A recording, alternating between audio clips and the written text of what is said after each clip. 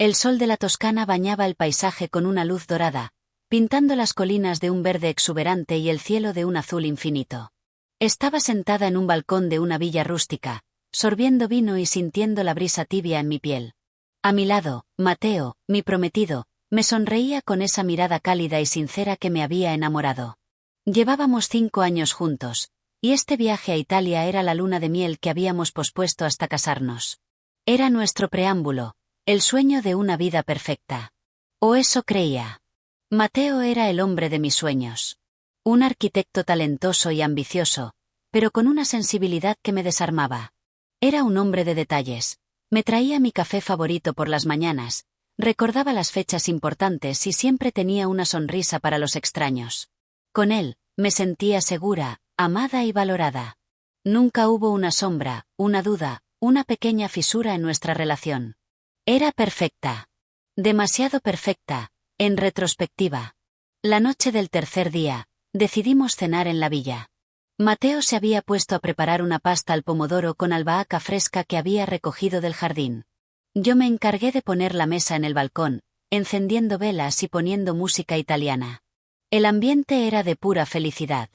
En ese momento, sonó el teléfono de Mateo, que estaba en el centro de la mesa. Era una videollamada. «Es mi madre», dijo Mateo, con una excusa demasiado rápida. «No te preocupes, ya sabes cómo es, siempre preocupada. Le diré que estoy bien». Se levantó, y se llevó el teléfono a la cocina. Pude oír fragmentos de la conversación, pero no le di importancia. Él siempre ha sido muy cercano a su madre. La segunda llamada fue lo que me hizo desconfiar. Estaba en la ducha, cuando escuché el tono familiar de su teléfono. Era una videollamada de un número desconocido. Mateo salió del baño, secándose el pelo, y vio el teléfono. El pánico en su rostro era tan obvio que me congelé. Rápidamente, tomó el teléfono y se lo llevó a la habitación. Intenté no pensar en ello, pero la curiosidad y la ansiedad me devoraban. Cuando salió de la habitación, su rostro era una máscara de preocupación. «Era mi jefe», me dijo. «Un problema en el trabajo. Tengo que atenderlo mañana temprano».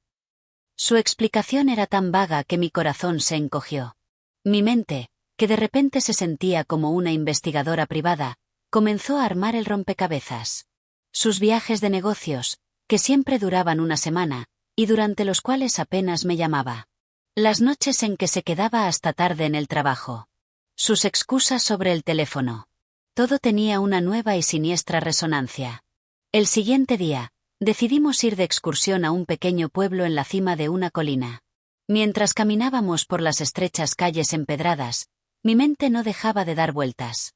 La sospecha se había instalado en mí como un parásito. Intenté disimular mi malestar, pero Mateo notó mi silencio. «¿Qué pasa, mi amor? Te veo un poco rara». Me acerqué a él y le susurré: «Nada. Solo. Estoy pensando en nuestra vida. En lo perfecta que es». Era una mentira. Estaba pensando en lo perfecta que parecía. Esa noche, mientras Mateo dormía profundamente, mi ansiedad me impulsó a hacer algo que sé que estuvo mal. Tomé su teléfono de la mesa de noche. Mi mano temblaba mientras lo desbloqueaba. Entré a sus mensajes y lo que vi me heló la sangre. Un mensaje de un número desconocido. «Hola, cariño. Me llamaste antes. ¿Está todo bien? Los niños te extrañan mucho. No puedo esperar a verte». La sangre se me fue de los pies. Niños. No había nada en mi vida con Mateo que tuviera que ver con niños. Decidí ir a lo grande. Fui a sus fotos, a su galería, y entré a una carpeta que no había visto antes. En la carpeta, había fotos de un jardín. Un jardín de rosas, con una fuente en el centro. Me pareció familiar. Y entonces, vi la foto. La foto de Mateo, parado en ese mismo jardín, con una mujer que no era yo. Una mujer de cabello largo y rubio. En sus manos, un ramo de rosas. Y en el fondo, 2 niños, un niño y una niña, sonriendo a la cámara. Y lo que me destrozó fue la fecha de la foto. La foto había sido tomada hace una semana. Cuando me dijo que estaba en un viaje de negocios en la otra punta del país. La foto estaba en un jardín. Yo me acordé de ese jardín. Había visto fotos de ese jardín en la cuenta de Instagram de una chica que había conocido en el pueblo, una chica que había ido a la misma universidad que Mateo. Una chica que casualmente vivía en ese pueblo. Mi mente hizo la conexión. La chica de Instagram. El jardín. Y la videollamada. Y el número de teléfono desconocido. El miedo y la ira se mezclaron en mí como un veneno. Mi corazón latía con tanta fuerza que pensé que iba a explotar. No solo me estaba engañando. Tenía una doble vida. Una doble vida con una mujer y 2 hijos. Y una vida conmigo. Una vida que me había prometido para siempre. Las lágrimas caían por mi rostro, ahogadas por la furia. Quería gritar, quería despertarlo, quería enfrentarlo, pero me detuve. Necesitaba más información. Necesitaba una confirmación. Y la obtendría de la única forma que sabía. El teléfono de Mateo estaba en mi mano. Lo desbloqueé, y busqué en sus mensajes. No había nada. Borró todo. Pero había un número de teléfono que me había llamado la atención. El número de la videollamada. Lo memoricé. Al día siguiente, haré la llamada. El día que mi vida perfecta terminaría de forma dramática, en un pequeño pueblo de la Toscana. El sol que antes me había parecido tan cálido, ahora era una luz cruel y despiadada. Me levanté de la cama, mi cuerpo rígido y mi mente entumecida. Miré a Mateo, que dormía plácidamente, con esa sonrisa de satisfacción en su rostro. Un monstruo. Un completo desconocido. ¿Cómo pude ser tan ciega? Me vestí en silencio, tomé mi teléfono y salí de la villa. Tenía que hacer algo que me llenaba de pavor, pero era la única manera de obtener la verdad. Me escondí en un pequeño café en el centro del pueblo. Mis manos temblaban mientras marcaba el número que había memorizado. El teléfono sonó una vez. 2 veces. Y una voz femenina, una voz con un acento italiano, respondió. «Hola», dijo. Era la voz de una mujer cansada, pero con una dulzura que me hizo querer llorar. Mi corazón se encogió. «Hola», dije, mi voz apenas un susurro. «Llamo por Mateo». Hubo un silencio.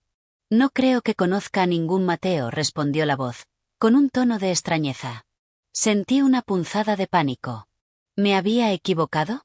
¿Es usted la madre de unos niños? Una niña y un niño. La pregunta salió de mi boca antes de que pudiera detenerla. La mujer se quedó en silencio. Y entonces, respondió con una risa nerviosa. «Sí, soy. ¿Quién es usted?» «Yo soy la prometida de Mateo. Y estoy en Italia, de viaje con él». Hubo un silencio en el otro lado de la línea, un silencio tan profundo que podía oír mi propia respiración. Finalmente, la mujer habló. Su voz era un susurro roto. «No, no puede ser. Mi marido, mi esposo, se llama Matteo. Con doble T. Y él está en un viaje de negocios. Él no puede ser el mismo hombre. Usted vive en un pueblo de la Toscana, con un jardín de rosas, y una fuente en el centro». Un sollozo. «Sí. Y yo soy la esposa de un hombre que se fue de viaje hace una semana». La conexión era innegable. La infidelidad había trascendido el simple engaño. No era una aventura. Era una doble vida. Yo no era la otra mujer. Ella tampoco. Éramos las 2 víctimas de un hombre que había construido un castillo de naipes sobre nuestras vidas. «Mi nombre es Sofía», me dijo la mujer. «Y mi marido se llama Matteo». Y en ese momento, me di cuenta del pequeño, pero crucial detalle que me había perdido. Mateo. Con una sola T. En su teléfono, el número de Sofía estaba guardado como Matteo. Con doble T. Un pequeño detalle para proteger su mentira. Un detalle que no se había molido en la mente de una mujer enamorada. Un detalle que ahora era el clavo en el ataúd de mi relación. Me quedé en silencio, escuchando la historia de Sofía. Era una historia de amor, de una vida construida en un pequeño pueblo. Una historia de 2 hijos, un niño y una niña, que crecieron creyendo que su padre era un hombre de honor. Una historia que era tan real como la mía. Cuando colgué el teléfono, las lágrimas corrían por mis mejillas. No sentía rabia. Sentía una tristeza profunda. Sofía y yo éramos víctimas. Y el villano de nuestra historia estaba durmiendo plácidamente en la villa. Volví a la villa, y lo encontré despierto. Estaba sentado en la mesa, su rostro lleno de preocupación. Elena, me dijo, su voz cargada de culpa. ¿Dónde estabas? Me asustaste. Estaba haciendo una llamada, le dije. Una llamada que me cambió la vida. Le mostré mi teléfono, con la llamada a Sofía en el historial. Sus ojos se abrieron de par en par. Mateo, le dije, mi voz plana. Sé la verdad. Sé de Sofía. Sé de tus hijos. Sé de tu doble vida. Sé de tu infidelidad. Sé que tu nombre no es solo Mateo, es Mateo. Las palabras salían de mi boca como dardos envenenados. Él no dijo nada. Se sentó en la silla, y se cubrió la cara con las manos. Lo siento, susurró. Lo siento, Elena. ¿Lo sientes? ¿Sientes que me prometiste un futuro, mientras vivías una vida entera con otra mujer? ¿Sientes que me mentiste durante 5 años? ¿Lo sientes por mí, o lo sientes porque te descubrí? Los amo a las dos, susurró, su voz rota. Y no pude elegir. Y no quise herirlas. Nos heriste de todas formas. Nos heriste a las dos. A mí, a Sofía, a tus hijos. Nos mentiste. Nos engañaste. Y por un pequeño detalle en tu teléfono, por el nombre de tu otra vida, mi vida perfecta se derrumbó. Me levanté de la mesa, y lo miré con ojos llenos de ira. No tienes que elegir. Yo elijo por ti. Yo te dejo. Vete con tu familia. La familia que construiste sobre una mentira. Y no vuelvas a buscarme. Me di la vuelta, lista para irme, para dejar atrás todo el dolor y la traición. Pero él me detuvo. Espera, me dijo. Hay algo más. Un último secreto que te debo. Me volteé, y lo miré con los ojos llenos de desprecio. No hay nada más que puedas decir que me sorprenda. Sofía, ella no lo sabe. No sabe que la engañé. Piensa que mi viaje de negocios fue solo eso. Que mis llamadas son solo para decir que la extraño. Que estoy lejos de mis hijos porque tengo que trabajar. Y ella cree que yo soy un hombre honesto. No le digas la verdad. Por favor. En ese momento, la rabia que había sentido se transformó en una tristeza infinita. Sofía, la mujer que había confiado en él, no sabía nada. Y ahora, yo tenía que cargar con ese secreto. Tenía que decidir si le revelaba la verdad y arruinaba su vida, o si guardaba el secreto y me convertía en una cómplice de la mentira. Miré a Mateo, a un hombre al que no conocía, y supe que la infidelidad no era el final de la historia, sino el principio de una nueva pesadilla.